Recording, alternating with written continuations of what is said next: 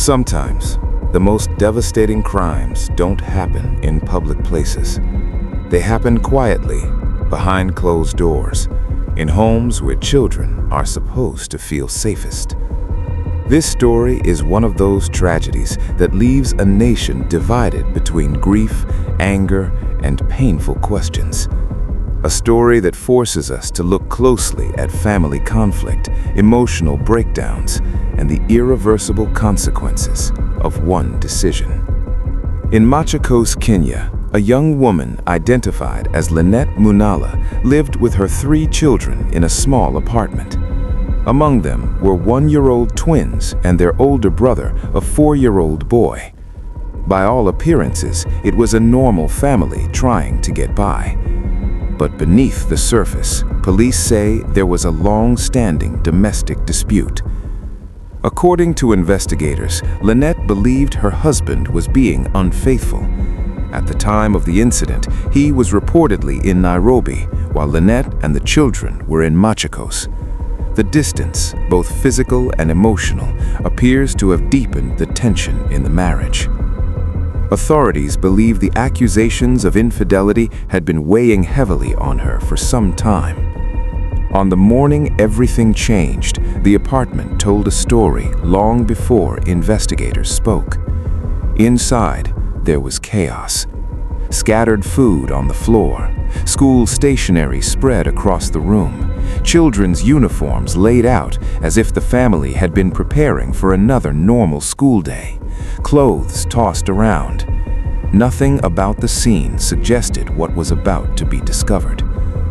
Police alleged that poison had been mixed into porridge and fed to the children. Some of the substance was still visible on the table when authorities arrived.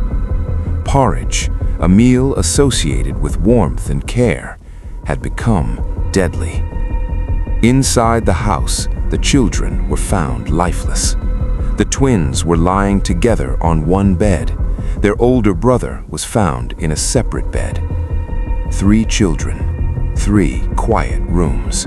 No signs of struggle, no cries left to be heard. What makes the case even chilling is what happened afterward. After the act, Lynette allegedly contacted a neighbor and asked them to go and check on the children. Concerned, the neighbor went to the apartment. What they found stopped them cold. The children were unresponsive. Authorities were immediately alerted and police rushed to the scene. By the time officers arrived, the woman was no longer there. She had fled. Later, she was arrested and taken into custody. She is currently being held at Malongo Police Station as investigations continue. As investigators pieced together the events, neighbors began to speak. One neighbor recalled how Lynette had spoken earlier about her marriage. She reportedly said her husband's friend had called to say he would be late in Nairobi.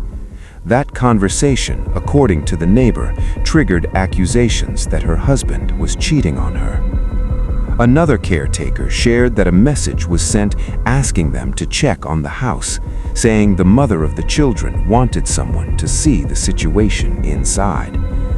Others in the neighborhood believe the tragedy may have been fueled by isolation, that Lynette did not share what was happening in her marriage with others, leading to misunderstandings and emotional pressure building up silently. As the news broke, the reaction across Kenya was immediate and emotional. Online, Kenyans expressed shock, heartbreak, anger, and deep confusion. Some said they could not judge her, believing that emotional pain and lack of support can push people beyond reason.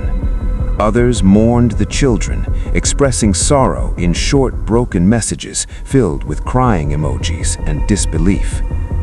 There were voices urging mothers to speak up, to share their struggles, to avoid suffering in silence.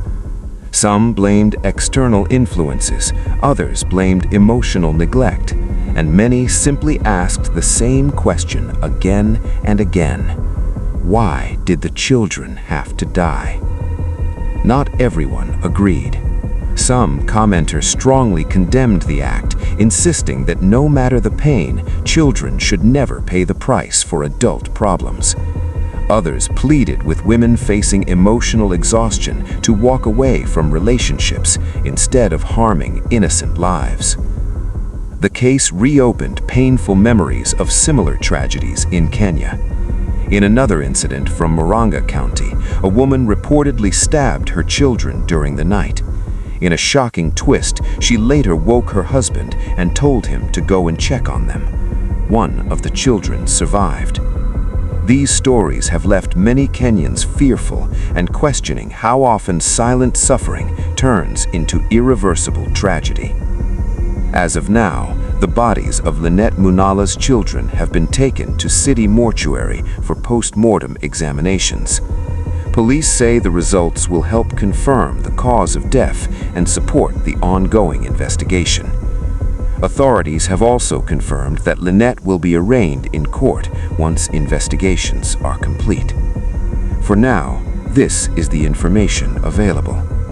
If more details emerge, including court proceedings, psychological assessments, or additional findings, I will bring you those updates. This story is painful, it's disturbing, and it reminds us how fragile life can be when emotional wounds are ignored. Please share your thoughts respectfully in the comments. And if you want more deep documentary-style crime stories told with care and humanity, subscribe, like, and share this video.